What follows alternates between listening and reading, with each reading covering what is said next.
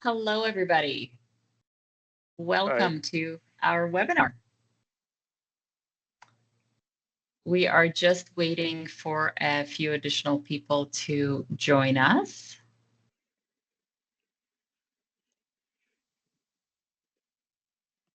Hopefully everybody survived the storm here in Edmonton yesterday overnight. Feel free to put your comments in the chat. We didn't give you the capability to actually speak to us. Sorry, but you can definitely chat or put your questions and answers up above. We're just going to give it one more minute for people to join us, and then we're going to start.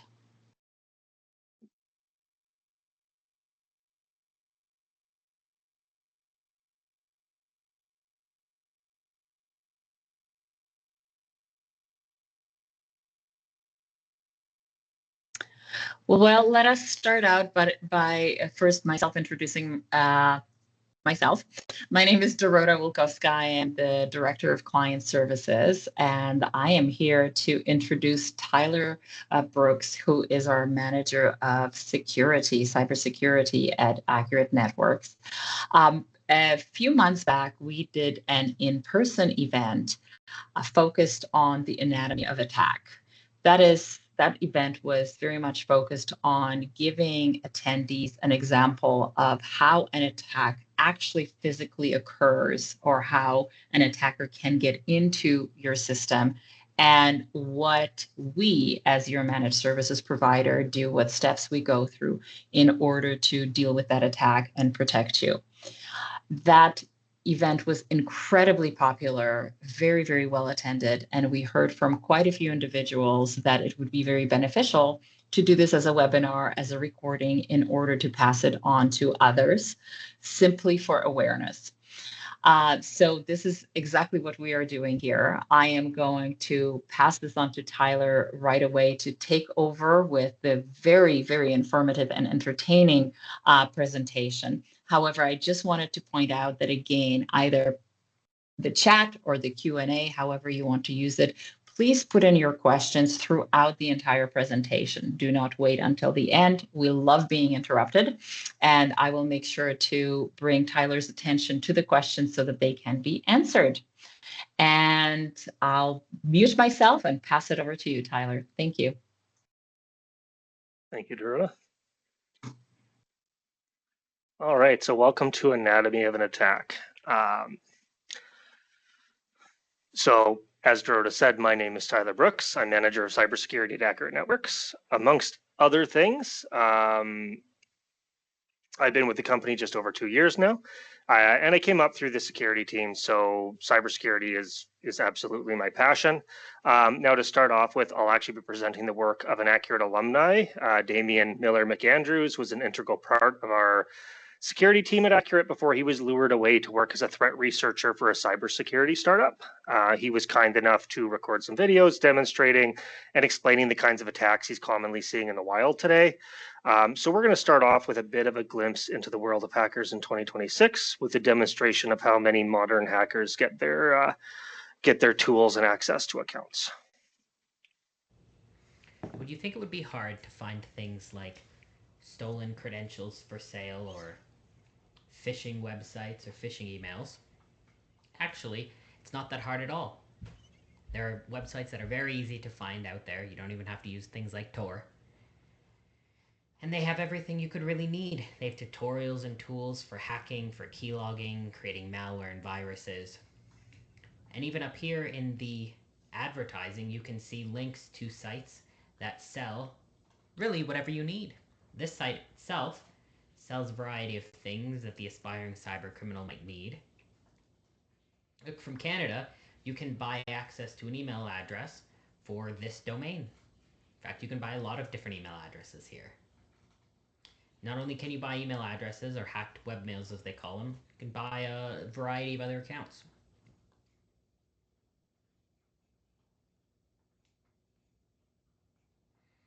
Anything from NordVPN to Steam to PayPal to Visa.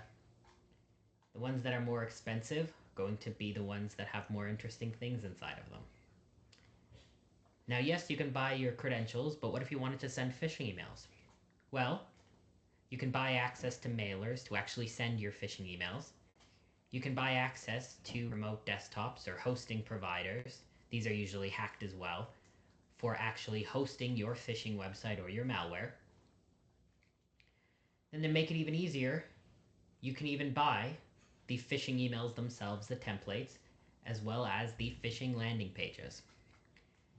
Websites like this have everything an aspiring cybercriminal could ever need in order to do really whatever malicious activity that they want to do. And if you're into more of the chatting with friends type of cybercrime, then you can check out a place like Telegram, an encrypted messaging service. As you can see, there's a whole lot of Telegram chats that are here, and they have a variety of information inside of them. This Telegram chat offers a free combo list, which is combinations of emails and passwords, good for really plugging into whatever website that you're trying to brute force and gaining access to people's accounts.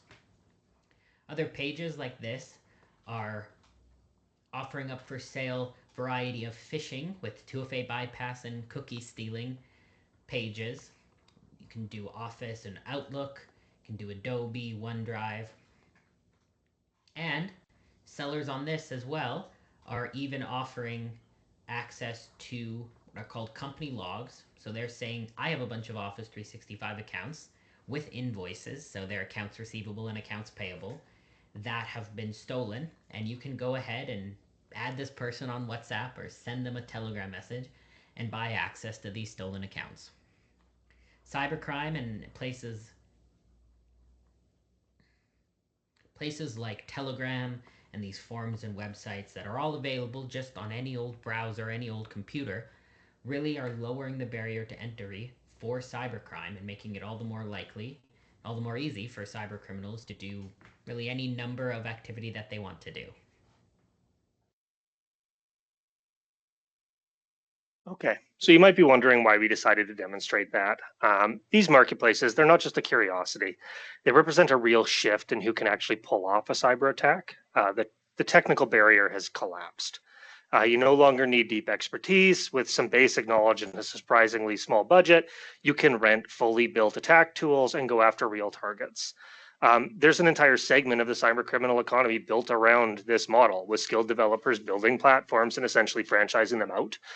They collect passive income while the people actually running the attacks absorb the most direct legal risk. Now, these tools, they're likely not going to crack a government agency or a hardened enterprise, but that's really not the point. They're more than capable of compromising a typical small or mid-sized business, which is exactly why SMBs are such attractive targets. There's high volume of them. They tend to have lower defenses, but there's enough sensitive data that it's worthwhile for a hacker. So before we continue, I just want to touch on phishing really quick. I'm sure you've all probably heard about it, but phishing is a social engineering attack where a criminal impersonates a trusted sender, a colleague, a vendor, Microsoft, a bank, to trick the recipient into either clicking a malicious link, opening an infected attachment, or handing over credentials directly. The goal isn't to hack through your defenses. It's to get a legitimate user to open the door for you. It's not one size fits all. Bulk phishing casts a wide net, mass email sent to thousands of people, hoping a small number of those will bite. This is what most of your users are going to see all the time. But there's also targeted varieties, such as spear phishing, where they will actually go out, they will find some detailed information about their target, and they will use that to customize the email to make it a little bit more convincing. Now, the common thread with this is deception. The delivery method and the level of personalization just really depends on how much effort the attacker chooses to invest. So step one, the initial attack. We begin in the inbox of our victim, where we will shortly receive a somewhat suspicious email.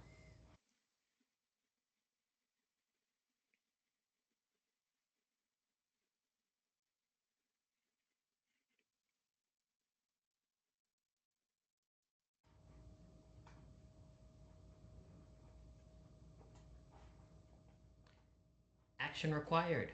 MFA is expiring. This email is quite common for the type of email that is sent as phishing.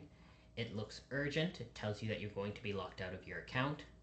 So, a panic, maybe while you're tired in the morning, you click on the email. And there doesn't really look like there's anything wrong with this page. It looks like the normal Microsoft login. You can enter your username, you can enter your password, and then it even prompts you for MFA. And you can do MFA that is reasonably strong, which is the Microsoft Authenticator app. It doesn't have to be something like text message MFA. And yes, you want to stay signed in.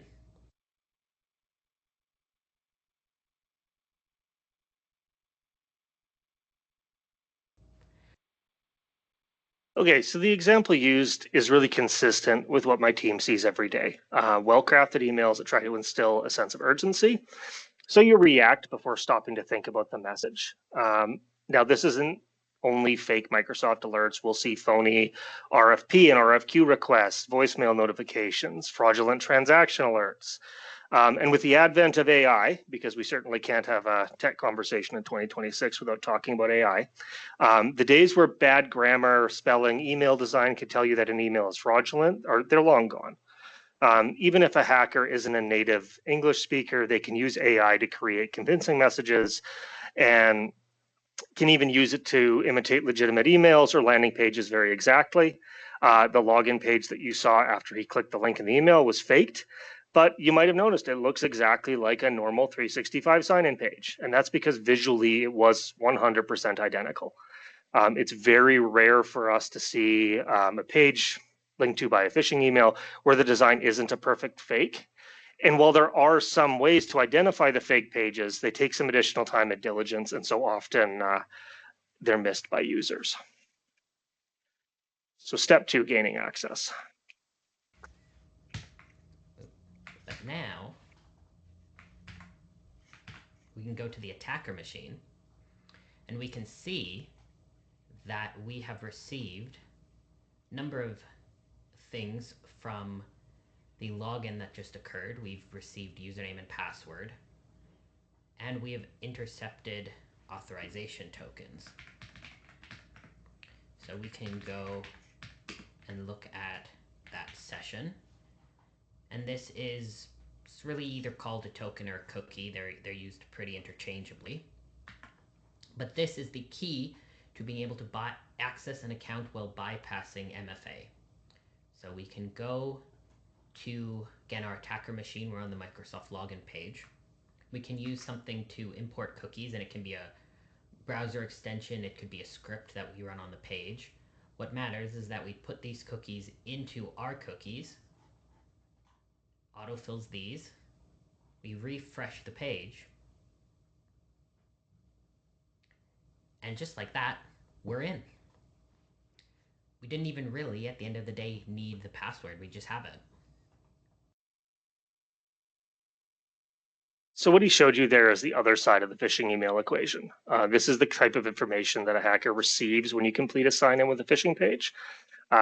As you could see, they got the username and the password, but they also stole the session token. The token is basically just a block of text generated by some fancy math on the server that's then given to you to prove that you actually signed in successfully. Now, unfortunately, if an attacker can trick you into logging into their page, even with your MFA, that token allows them to log into your account again, bypassing your MFA altogether. Now, one point that's really, really important that I want to make here, MFA is a foundational security control in 2026. It is table stakes in our terrifying digital world. So while this attack can bypass MFA, even after that initial login, there are many other types of attacks that MFA renders you immune to. So if you don't have it, please go out and put it on your accounts.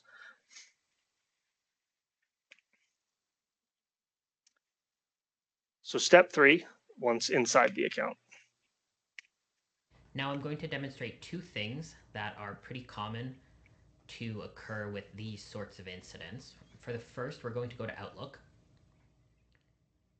And as you can see, I can access the user's Outlook, their Outlook online, just as if I was them or I was logged in via delegation. So for this,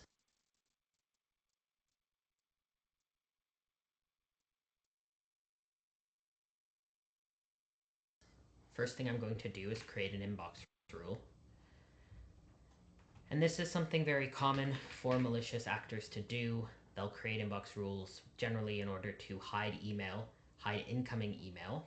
And in order to do that, they mark it as read, as well as set the email to be deleted. And for this example, I'm saying it for all email coming from the admin, but this could be for all email in general. It could be for all email containing certain words or even from certain domains. And the point of this is just to assist the malicious actor with whatever flavor of fraud that they feel like trying that day. Now that we've got this inbox rule set up, we're going to as well just start stealing some email. Why would we steal email from here when we can set up a nice persistent method in order to actually steal email from the user, something that will persist, it will continue happening even once the password on this account is. So creation of an inbox rule in a compromised account, it's so common that we've actually added it as a step in our incident response process here at Accurate. They can be used in a variety of ways, but the objective is always the same. It's to keep you from realizing someone else is in your account for as long as possible. In some cases, the hacker will sit inside the account and carry on conversations with their target for days or even weeks without you being aware by hiding that conversation in like a rarely used folder. With a rule like this. So something like RSS feeds that no one ever bothers to go into, or conversation history is another really common one. So step 4, persistent access. So for this, we're going to do an application registration. We're going to just name it something. We see these named a variety of things. We need to go and just make one easy settings change. And then we can go back to overview, and we just have to copy down 2 things. We copy down the client ID, which we place here, and we copy the tenant ID, which we place here. We save the script. We're still in our attacker machine. We run the script, and it tells us to go to this specific URL, which we will do again in the attacker machine. And we don't need any special login to do this. We just have this cookie or this token that we've imported lets us do all of this. We add the code. We say, yep, I'll sign in. We say, yep, I'll do the permissions. We can close the window. And if we go back here, you will see that we have now accessed through this script the contents of the user's inbox. And yes, there's just one email now, but this is just showing you the email. We, with scripts like this, and attackers do this, have the ability to actually either download the emails directly to whatever machine they're running the script on, or alternatively, send the emails off to a server, a third-party service, and we can schedule this. We can make it run every hour. We can make it run every 5 minutes. And like I mentioned, because it's been set up as this application registration, now existing separate from the user account, the user can reset the password, they can revoke the sessions as many times as we want, but the application registration will still remain active and continue to steal emails.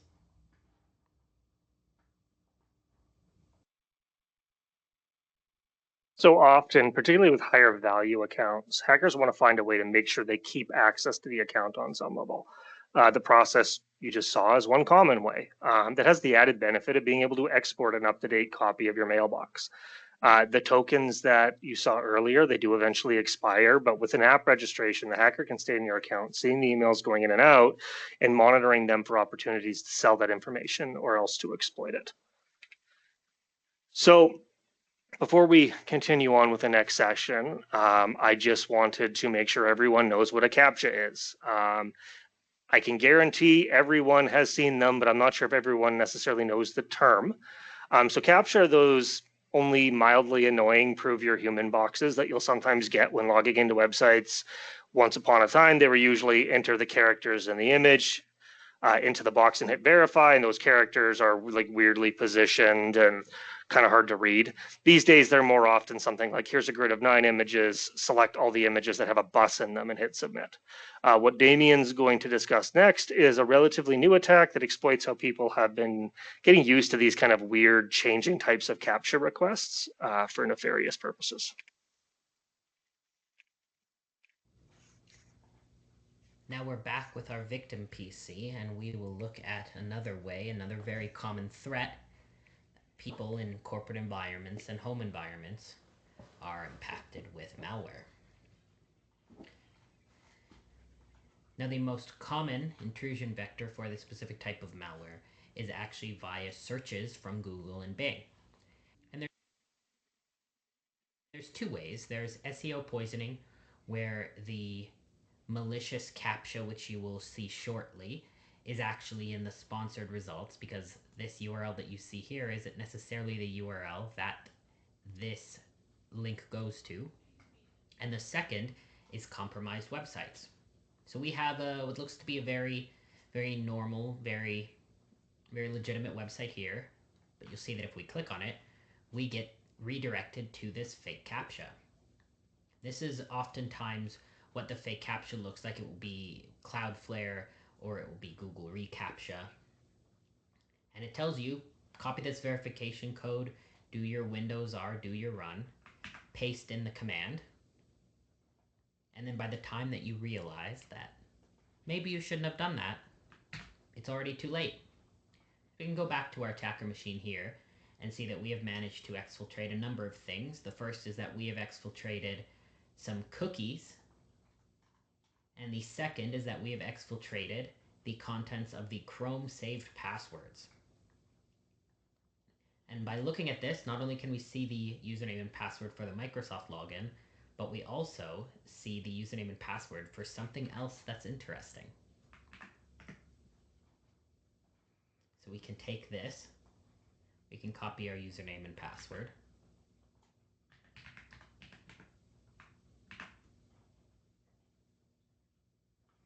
And if this was something like a RD Web or a corporate VPN, then the attackers have just incredibly easily gained access to the internal network. And this is something that is unfortunately becoming increasingly common as an enterprise intrusion vector.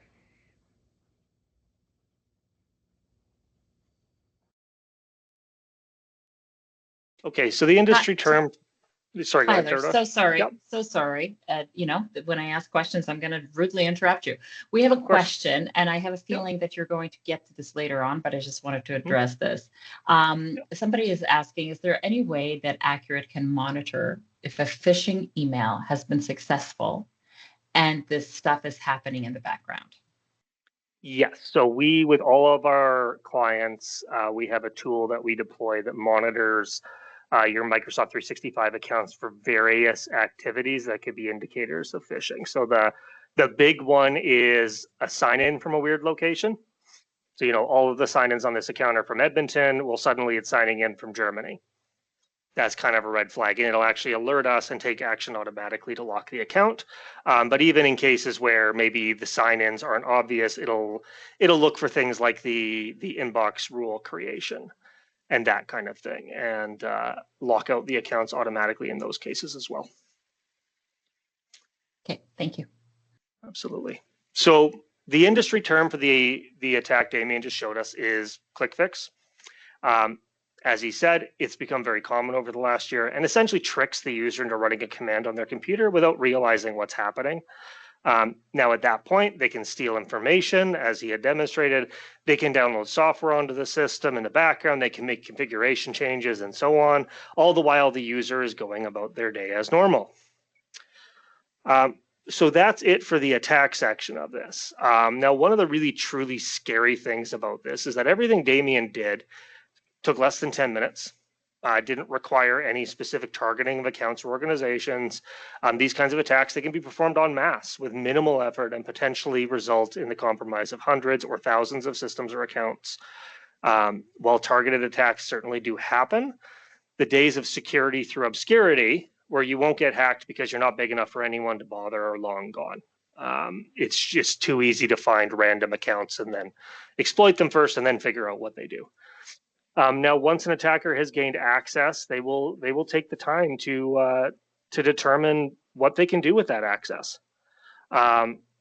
So that could be just pure data theft. That could be committing wire fraud, performing a ransomware attack, or in some cases, they'll just decide that they want to spam half the Western Hemisphere from your account. There's a common joke in cybersecurity that there's two kinds of companies: ones that know they've been hacked and ones that haven't found out yet. It's no longer a question of if you'll experience a cyber event, just a matter of when and how bad it's going to be when it happens. So now that takes us to my half of this. So we're going to talk about your MSP's role in ensuring that when the attack happens, we can help limit the impact. So I'm just going to do a really quick little bit of shameless self-promotion. I am very, very fortunate to lead a team of experts at Accurate, that our entire focus is protecting you and your business so we can get ahead of emerging risks and bring solutions to our clients proactively. Our goal's simple. We want to be the ones finding the solutions to threats before you're even aware of them. Now, on the right, you can see a snapshot of the security services we offer, everything from training your staff to spot phishing attempts through to AI-assisted threat detection and full security consulting. So before an attack happens, preparation is the single most important thing you can do to protect your business from a cyber attack. And it's also the area where having the right partner in your corner makes the biggest difference. So we saw some scary stuff earlier in the presentation. Now, the upside is that controls exist to either prevent these attacks entirely or to at least ensure that if successful, they're identified and fixed fast. And having strong controls in place paired with good alerting and monitoring can genuinely be the difference between a bad day and a catastrophic one.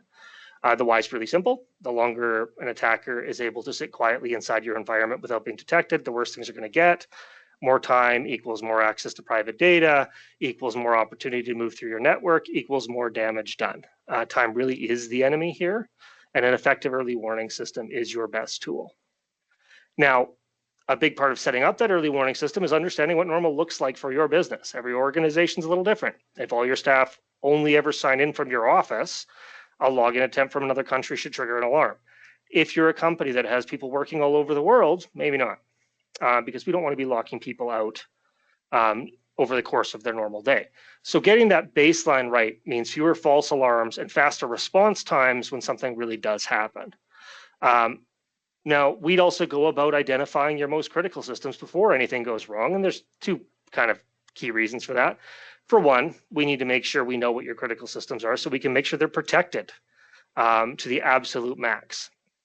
And then second, if a major incident does happen, we need to know what's mission critical for you guys so we can prioritize restoring your environment. If we know what the critical systems are, we focus on getting them back up first, and then that way you guys can get partially operational while we complete our full recovery. So step two, when an alarm goes off. Now, this is where the fun begins. I mean, if you're a cybersecurity professional or a masochist, I honestly think the Venn diagram of those two things is just a circle. Now, those monitoring tools we talked about in the last slide, they generate alerts. Every one of those needs to be looked at by a human. In a perfect world, they'd only ever give us true positives, alerts that something is actually happening. The reality is there's always going to be a few false positives thrown in there. And that's kind of okay. I mean, I'd rather investigate false positives than miss that true positive, but we want to keep it to a minimum. So when an alert comes in, your MSP is going to need to investigate. So we'd pull together all your available information, combine it with what we know about your specific environment, and we make a judgment call. Is this really a security event, or is this just noise? If it's a false positive, cool. We just close it out and go back to work. But if something looks real, you should be hearing from your MSP quickly, not after we figured everything out, early on, and then regularly as things develop. This incident, it's affecting your business, and you need to be a part of the conversation. So we've identified there's that something's actually happened. What do we do now? So we stop the spread. So the next priority has to be, let's make sure it doesn't get any worse. And this is where things are going to look very, very different depending on what you're dealing with. An email compromise is generally very straightforward to contain. We disable the account, we revoke sessions, reset passwords, check for app registrations, and then we're largely back in control. Ransomware or someone remotely working through your environment, that's a very different conversation, and the complexity starts going up really dramatically. This is also the point where we might recommend you pick up your phone and contact your cyber insurer, especially if the scope of what we're looking at is starting to push beyond what we're completely confident that we can handle on our own. And I want to be really clear about something here. If your MSP tells you that they'd like to bring in the insurer's team to help investigate or contain the incident, that's not a red flag. It's really honestly the opposite. You need to be self-aware of your limitations, particularly in cybersecurity, and it's a sign of a mature, trustworthy partner. None of us know everything, and sometimes the right call is literally just to bring in the big guns at the right time. Now, one more thing that's easy to overlook at this stage, your MSP should be actively guiding you on what you should and shouldn't be doing throughout this process.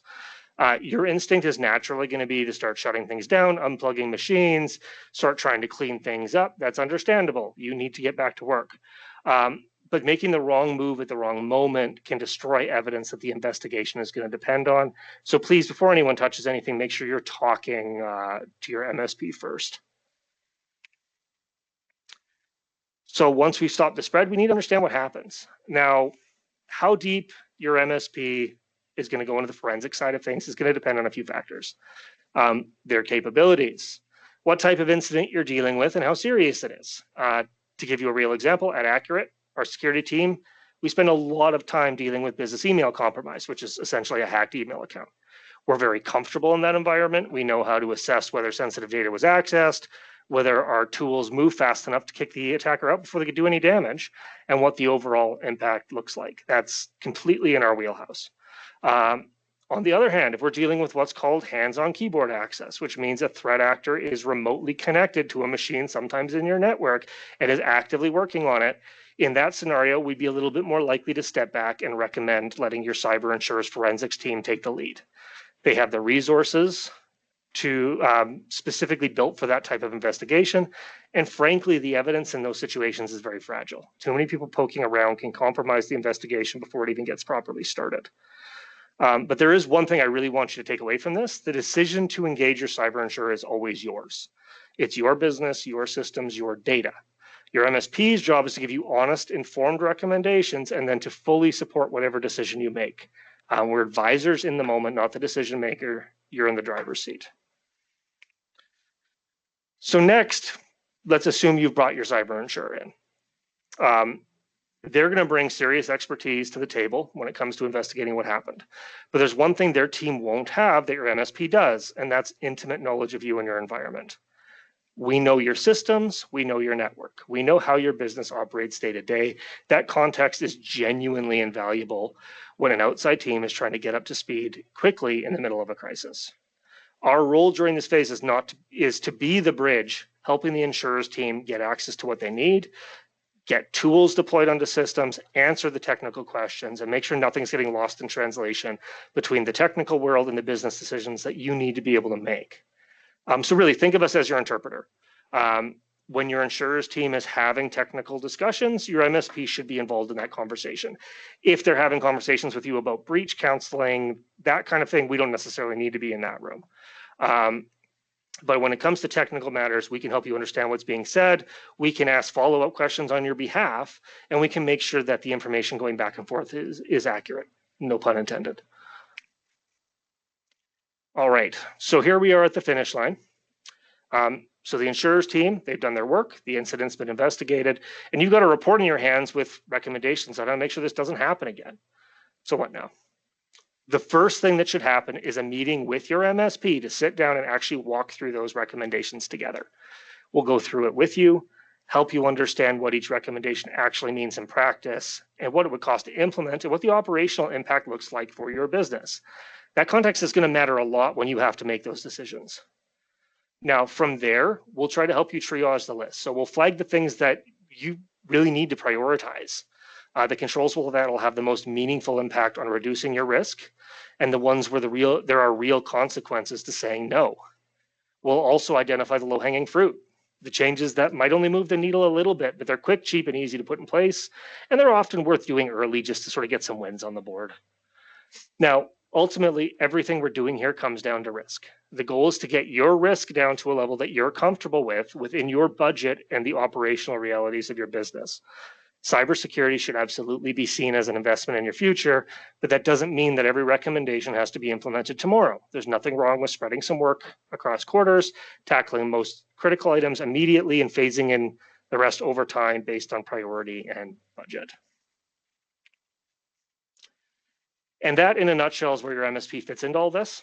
So from setting up the early warning systems before anything goes wrong, all the way to helping you make sense of the recommendations when it's over, we're going to be with you at every stage.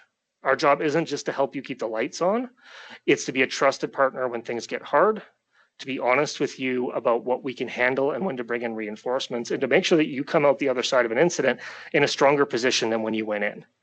Cybersecurity can feel overwhelming, and frankly, sometimes it is, and I do this for a living. But you don't have to figure it out alone. That's exactly what we're here for.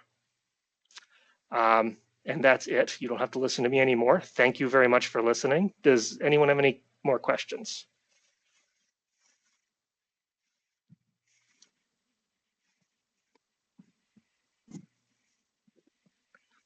Well, I think the group is shy, except for Ruth. So thank you so much, Ruth, for asking your question. And what I am going to ask our coordinator, Robin, to do is to make sure to email you a copy of this presentation as a follow-up. And based on that, if you do have any questions or would like to dig a little bit more into this, or even going as far as doing this presentation for your organization, please do reach out to your account manager, to myself, Tyler, or Robin. We thank you very much for your time and hope you have a wonderful rest of your day.